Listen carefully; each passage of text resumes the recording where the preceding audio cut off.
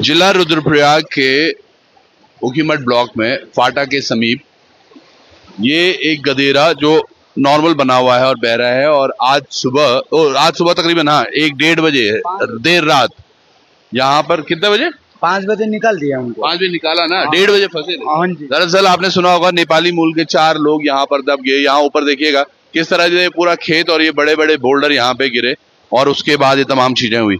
रात भर बारिश की वजह से कुछ सुनाई नहीं दिया उस टाइम। अच्छा, वो पता नहीं चला हमको। आप कहाँ थे उस टाइम? उस टाइम हम तो नीचे कुंडे में थे। अभी हम भी इसे रोड में काम करते थे। उसके गाड़ी में आते टाइम 4 आदमी दब गया, बोला अपना लेबर दब गया बोल के हम सोच रहे थे, लेकिन यहाँ पे बैठे। अच्छा, तो ये जो 4 थे इनको जानते थे आप?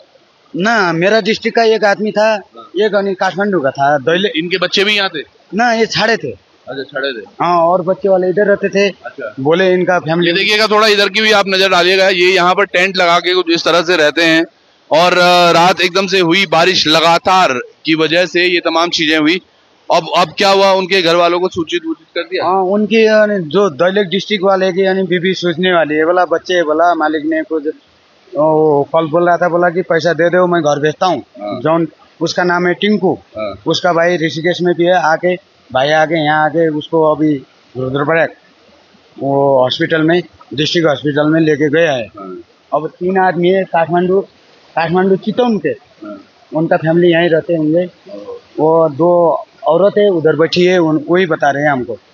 बड़ा दुखद है साहब पहाड़ों पे जिंदगी। और मुझे लग रहा है ये वाला जो बन रहा था इसके वजह यहीं पे काम करते थे, बोला इसी का लेबर था। हाँ, तो ये देखिएगा तमाम चीजें हैं। और सबसे बड़ी बात है, ये वो क्षेत्र है जिसकी हम खबरें आपको लगातार दिखा रहे हैं। पीछे आप देखेंगे, थोड़ा पीछे अपने घुमाइएगा, मैं आपको दिखाता चलूं। ये जो पूरा गांव है ना, ये खाट गांव है। यहाँ की जो दिक्कतें हैं, जो परेशानियां हैं, ये आप देख रहे हैं हर दिन लगातार यहाँ दरक रहा है। एक महिला है यहाँ पर, इनसे बात करने का प्रयास करते हैं। इनका कहना है कि उन 4 में से एक इनके ससुर भी थे। नमस्कार, क्या नाम है आपका? मेरा सरस्वती सार्की है। आपके ससुर जी का क्या नाम है? स्तुल बहादुर। आप लोग कहाँ थे उस टाइम? इधर सो रहे थे। अच्छा, क्या उम्र थी उनकी? उनको हो गया 60 पुगना का 2 वर्ष कम थी। 58। तो जब ये हुआ तब कैसा माहौल हुआ? आवाज नहीं आई क्या? नहीं, आवाज आया था ना, जब 11 बज गया था। मेरे बच्चे से दूध खाने पीने के लिए उठा था, तो दूध खाने के लिए भी नहीं पाए। वो चटंगा था ना, वो आवाज, इसलिए हम जल्दी से उठ के देखा, उन लोग को पूरा दब गए थे। कौन कौन थे उसमें?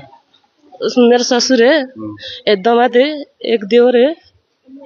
और अच्छा, देवर भी है। और दामाद मतलब?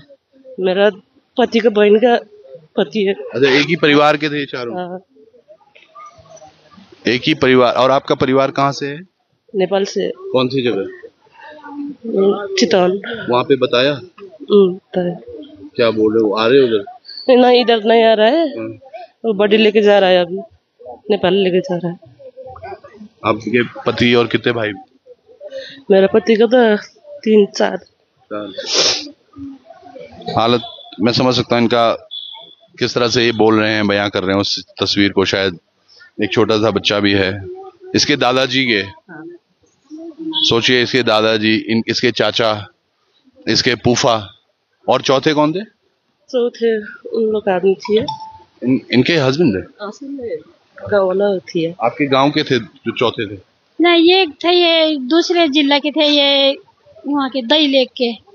आप लोग यहाँ पे काम करते कितने साल? हाँ जी, हम तो यहाँ 2 महीने हुए इसमें काम। लेकिन रात बहुत बुरा हाल हो जी, रात को हो गया बुरा हाल। तो जब ये आवाज आई तो उससे पहले चेतावनी भी दी थी उनको? इनको आए थे, ये 1-2 लोग आए थे इनको बुलाने के 10-15-20 मिनट पहले बोला है। हमने बोला उधर आ जाओ, तो इन्होंने वहाँ से उठा तो गदरे देखे, पानी कम देखा होगा, तो उन्होंने ऐसा बोला ठीक है हम सो जाते हैं। 15 मिनट बाद अब मलबा आके दब गए। जैसे आवाज आए हम बाहर निकले तो वहाँ पे इतना बुरी हाल हो गई थी, हमारा जाने की हिम्मत भी नहीं पड़ा। तो हमने पुलिस को फोन किया।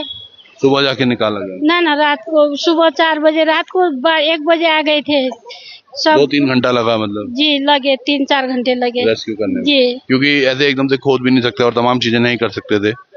क्या पता शायद जान है अंदर होती, पर बहुत अफसोस है कि ये हुआ। पर ये बड़ा प्रश्न है। देखिए कहाँ आप निवास कर रहे हैं और किस तरह से। एक तो ये जो पूरी घाटी है ना, यहाँ पे मैं पिछले 5-6 दिन से लगातार एक आवाज उठा रहे हैं हम कि यहाँ की व्यवस्थाएं की जाएं, क्योंकि ये खाट जो गांव है ये वाकई, अभी मैं आपको वो तस्वीरें दिखाता चलता हूँ। चलिए जुड़ते हैं आपसे, चलिए वो गांव की तस्वीरें मैं आपको दिखाता हूँ कि क्या कुछ है वहां और क्या क्या दरक रहा है, पूरा गांव किस तरह से नीचे आ रहा है, खतरे की जद में है आज। ये देखिएगा जहां पर ये घटना हुई है उसके बिल्कुल 20 कदम दूर ये शुरुआत हो रही है गांव की, और इसी को लेकर हम हर दिन चिल्ला रहे। अभी ग्रामीण भी यहाँ पर इकट्ठा है। आज सुबह जो इनके गांव में घटना हुई है वो वाकई बहुत दर्दनाक है। अब पर ये हम ऐसे नहीं कह सकते कि वो बाहर के व्यक्ति थे, या अगर कोई अपना होता फिर क्या होता। या ये चीज है, मैं जो हमेशा बोलता हूँ, सरकारें आएंगी सबक लेंगी।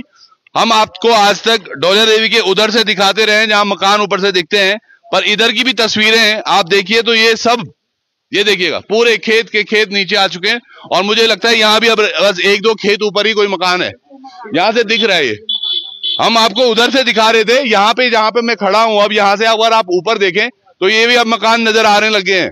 और अभी तक कुछ दिन पहले तक ये टूट नहीं रहा था, अब ये लगातार टूट रहा है। और इतनी सारी बार ये आवाज उठा उठा के क्या फायदा हो रहा है, जिसकी हम हमेशा बात करते हैं कि आवाज उठाने से अगर कुछ प्रशासन जगता है, यहाँ पर कुछ कार्रवाई की जाती है, क्या इसको हटाना नहीं चाहिए था, या इसकी रिटेनिंग वॉल या किस तरह से इस पे काम नहीं किया जाना चाहिए था।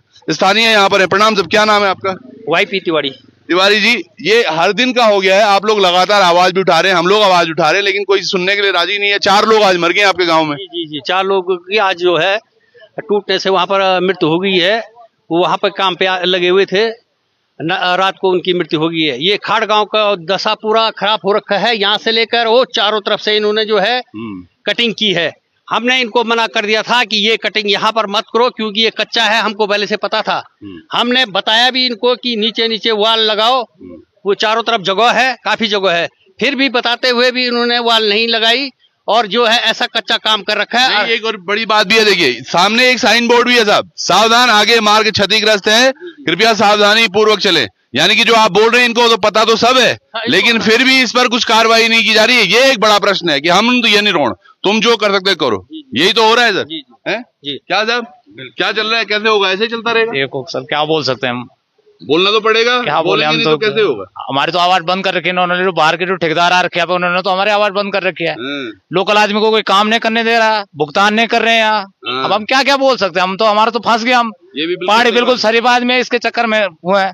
हम तो काम करके हम तो 18 साल ठेकेदारी करते हुए हो गए, और इनके बाद आज तक D या C सर्टिफिकेट होगा कुछ, बस यही है हमारे पास। कुछ नहीं हमारे पास, ना गाड़ी ना घोड़ा, हम तो लेबरों का पैसा नहीं दे पा रहे हैं।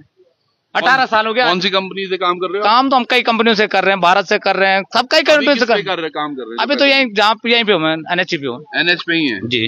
ये देखिएगा NH में जो लोकल हमारे काम करने वाले हैं, जिनको शायद दुख भी होगा कि यार हमारे खाट गांव में कुछ हो रहा है, कुछ प्रॉब्लम्स हो रही हैं, इसका निवारण अगर लोकल करना चाहे तो बढ़िया से करेगा। एक बाहर वाले को दुख दर्द अगर समझ में आता है, हाँ साहब, अगर कोई बाहर का आएगा तो वो कैसे समझेगा इस चीज को? यानी बोला पकड़ी मेरे। हाँ, बट ये जो है बाहर वालों को, जैसे गुजरात वालों को क्या जरूरत है, जबकि हमारे यहाँ उत्तराखंड में बहुत ठेकेदार हैं, एक से बढ़कर ठेकेदार हैं, लेकिन सीधे गुजरात से पकड़ के ला रखे हैं। गुजरात वालों को पता नहीं है कि कहाँ का गांव का रास्ता जा रहा है वो तोड़ना है, बिजली का खंभा जा रहा है वो तोड़ना है, पानी जा रहा है वो तोड़ना है। सारे ये थे हमारे इस कवर, सारे बंद कर दिए, और जो है कम से कम 60 फीट ऊपर तक कटिंग कर रखी है। बस 60 फीट कटिंग के तो 30 फीट ट्रीटमेंट भी करना चाहिए इनको, वो 30 फीट ट्रीटमेंट में नहीं कर रखा है। और यही जो हमारे जो विधायक जी शैला रानी रावत, उन्होंने 80 करोड़ रुपया दे रखा हमारे डोलिया देवी मंदिर के लिए। 80 करोड़ रुपया सिर्फ रोड के और नदी तक, वहाँ कुछ नहीं दिखाई दे रहा। कहाँ गया वो 80 करोड़? कुछ नहीं है, कुछ नहीं। आज हमारी विधायक जाने में जो है इन लोगों ने फायदा उठा दिया, यही फायदा उठाया इन्होंने। किसने उठाया होगा? ये सरकार ने, NH वालों ने, जो ये बाहर के ठेकेदार है। अगर विधायक होती इनके कान पकड़ के काम करवाते नहीं। ये आज ही हुआ है, ये तो पिछले कई वर्षों से हो रहा है। तो तब क्या कर रही थी विधायक आपकी? अब विधायक आती जाती थी, बात तो चलती थी, ऐसी बात नहीं। विधायक तो हमारे सक्रिय थी। यहाँ की राजनीति, कोई विधायक नहीं, कोई राजनीति नहीं, ये साल खाने के चक्कर में पड़े हुए हैं। खाने के ये क्या करते हैं, यहाँ का पैसा गुजरात भेज रहे हैं, बिहार भेज रहे हैं, बाहर भेज रहे हैं। यहाँ का क्या आदमी अपंग कर रहे हैं इसे? उत्तराखंड में कोई आदमी नहीं है, ठेकेदार नहीं है, कंपनियां नहीं है, क्योंकि बिहार का बहन जो आदमी काम कर रहा है यहाँ, नेपाल का आदमी यहाँ काम कर रहा है, ठेकेदारी कर रहा है, यहाँ का लोकल आदमी क्यों नहीं ठेकेदारी कर रहा है? बाहर का ठेकेदार आ रखा है, उसके पास एक डंपर नहीं है, एक जेसीबी नहीं है, यहाँ के लोगों से लेकर किराए में सारा पैसा नहीं दे रहे हैं, कई महीनों तक किराए पैसा नहीं दे रहे लोगों का। सब कुछ क्या करेगा यहाँ का पहाड़ी, बताओ कितना दुख है इनके जी, कितना। जैसे भाई साहब ने अभी ये प्रश्न उठाया, यक्ष प्रश्न ये है, यहाँ का जो लोकल ठेकेदार, मैं भी उस श्रेणी में हूँ। मैं एक पेटी कॉन्ट्रैक्टर हूँ। मेरा पैसा जो है आरजीबी में विगत 2020 से फंसा हुआ है। मैंने कई अप्रोच कर दिए और वो पैसा मैं एक दूसरे पे जिम्मेदारी डाल रहे हैं। और सॉलिड रीजन क्या है, हमारे बीच का एक ठेकेदार हर्षवल्लभ मैठानी जी थे, उनका जो है देहांती हो चुका है। इतना पैसा उनका यहाँ फंसा था। हम छोटे मोटे लोग हैं, हमने अपने खेत बेच नहीं, ये छोटे मोटे, आप, मैं माफी चाहता हूँ साहब, पर जो छोटे मोटे हैं, आप छोटे मोटे ही रहेंगे मुझे लग रहा है, क्योंकि हमारी जो गतिविधियां हैं वो ऐसी ही मुझे लग रही हैं। आज इनको याद आ रहा है वो 80 करोड़ रुपए, पर वो 80 करोड़ लगा कहाँ है पता नहीं, पर फिर भी काम चल रहा है, क्योंकि हमने झंडे डंडे, हम बिल्कुल उस पर विश्वास करते हैं। हाँ सर, ये चारों ओर से, गांव के चारों ओर ऐसा टूटा हुआ है, रास्ता भी टूटा हुआ है। ये डीएम साहब को भी अवगत कराया पहले कि ये टूटा हुआ है, इसकी दीवार लगाई जाए ऊपर तक। इन्होंने कोई काम हमारी नजर में नहीं। ये जाली लगा रखी है खाली, उसमें पत्थर भर रखे हैं, 1-2 मीटर कहीं पर, 1 मीटर कहीं पर, 2 मीटर कहीं पर, ज्यादा से ज्यादा 3 मीटर। उसके बाद कुछ कोई काम नहीं है। बिल्कुल। अब तो कहाँ से यहाँ मैं बोलता, रोड की हालत कहाँ से खराब है। कुंड, ये काकड़ा से ऊपर सारा रोड ऐसा ही है, इनका पूरा खराब है, कोई देख रेख नहीं है। ये देखो, ये गांव अब 1-2 खेत रह गए हैं। ये वही मैं बोल रहा हूँ, कल परसों तक ये नहीं दादा, परसों तक वहीं से दिख रहा था कि वहां से खतरा है। आप थोड़ा पीछे आएंगे, यहाँ से आप दिखाएंगे, कोशिश करेंगे, देखिएगा यहाँ से भी वही तस्वीर अब नजर आ रही है। और ये रोड उधर ब्लॉक है और अगले 2-3 घंटे शायद खुले ना खुले हैं सर। बिल्कुल बिल्कुल सर। तो ये हो क्या रहा है सर? क्या होना है, देखो ये एनएच वालों के कान में तो जू नहीं रेंग रही है। ठीक है, आप भी बोल ही रहे हैं, हम भी बोल ही रहे हैं। वो तो मैं देख रहा हूँ। अब जैसे आपके ही गांव के कोई सज्जन है, ये बात कर रहे हैं कि भैया यहाँ पे 80 करोड़ रुपए आ रखा था। कहाँ है वो 80 करोड़ रुपए? लगता तो 80 करोड़ रुपए बहुत करोड़ रुपए होते हैं, वो 2-4 रुपए नहीं होते साहब। वो यहाँ पर से थोड़ा ही काम के लिए था वो, इतना नहीं। ये यहाँ से तो उनका है, वो अलग थोड़ा हम दिखाते हैं अभी आगे। वो है, इन्होंने जो है 2013 में आपदा आई थी, तब वहां पर टूटा था। इनकी कई टीमें दिल्ली से आई, वो झूठ बोल के गए कि हमने इतने बार ट्रीटमेंट किया, हमने उसका फोटोग्राफ किया हुआ है। कितनी बार इन्होंने ट्रीटमेंट, 2 बार केवल वहां पर ट्रीटमेंट हुआ था, वो टूटा। बाकी इन्होंने लोगों के खेत काटते गए, कोई मतलब नहीं इनको। अभी तक लोगों का पेमेंट भी वही आज दिख रहा है, वो भी पड़ा हुआ है ऐसे ही। अब बोलने से बोले हाँ वो काम चल रहा है, सरकार चल रही है, ऐसी चल रही है सरकार, चल रही है ऐसी चल रही है सरकार।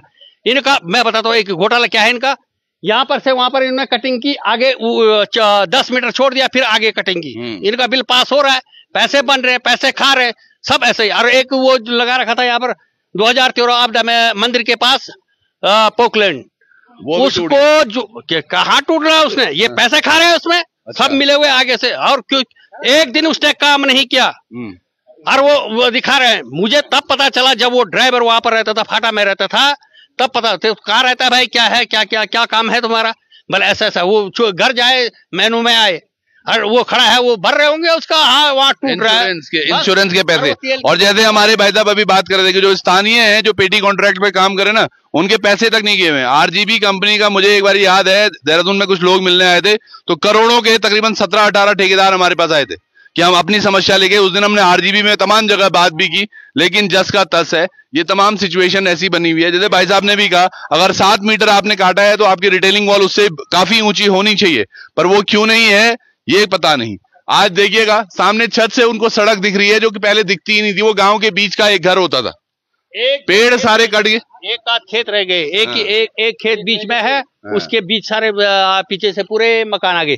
यहाँ से लेकर वो आगे तक ऐसा ही है, 1 किलोमीटर तक पूरा। वो हमने देखा है, वहां तक हमने तस्वीरें दिखाई हैं, पर ये तस्वीरें कब समझ में आएंगी, ये एक बड़ा प्रश्न है। आप लोग भी जुड़े रहिएगा, समझिएगा कि ग्रामीणों की ये दिक्कतें कब दूर हो पाएंगी। बड़ा प्रश्न, यक्ष प्रश्न भी है, कौन इस पर ध्यान देगा। जुड़े रहिएगा, बहुत बहुत धन्यवाद।